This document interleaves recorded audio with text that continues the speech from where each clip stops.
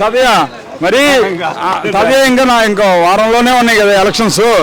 మరి జగన్ ఒంటరిగా వెళ్తున్నారు, అందరూ కూటమిగా వస్తున్నారు. ఈసారి వైఎస్ఆర్ కాంగ్రెస్ పార్టీని ఎట్టి పరిస్థితుల్లో ఓడిస్తామంటున్నారు కదా. జగన్ ఓడియాలంటే వాళ్ళ వల్ల కాదు. పవన్ కళ్యాణ్ అసలు దొంగ, చంద్రబాబు అంతకంటే దొంగ. ఒక రుణమాఫీ చేసినోడు కాదు, మమ్మల్ని అన్యాయం చేశాడు. మా ఊళ్ళో ఇంకా అంతకంటే ఉన్నాడు.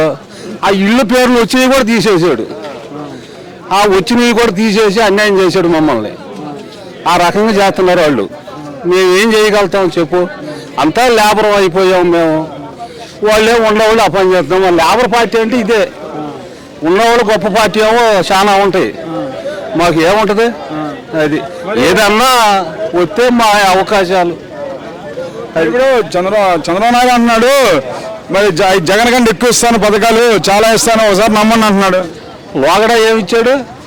వాగడా ఇస్తానని ఆ మండల పోయి ఎడకు తీసుకెళ్లారు పంచాయతీ ఆఫీస్ కాడి. ఏడగారు పోయి ఏర్నపాలెం అన్నాడు. ఏర్నపాలెం పోతే ఏడగారు పొచ్చూరు అన్నాడు. ఇక ఎందుకులేని ఇళ్లలో ఎవరి కాళ్ళు మెదలకుండా ఉన్నాం. ఆ రకంగా చేసుకొచ్చాడు. ఇప్పుడు పింఛను జగన్ 3,000 ఇస్తున్నాడు, ఇంకా 500 కల్పిస్తాను, 3,500 ఇవ్వగలుగుతాను అన్నాడు.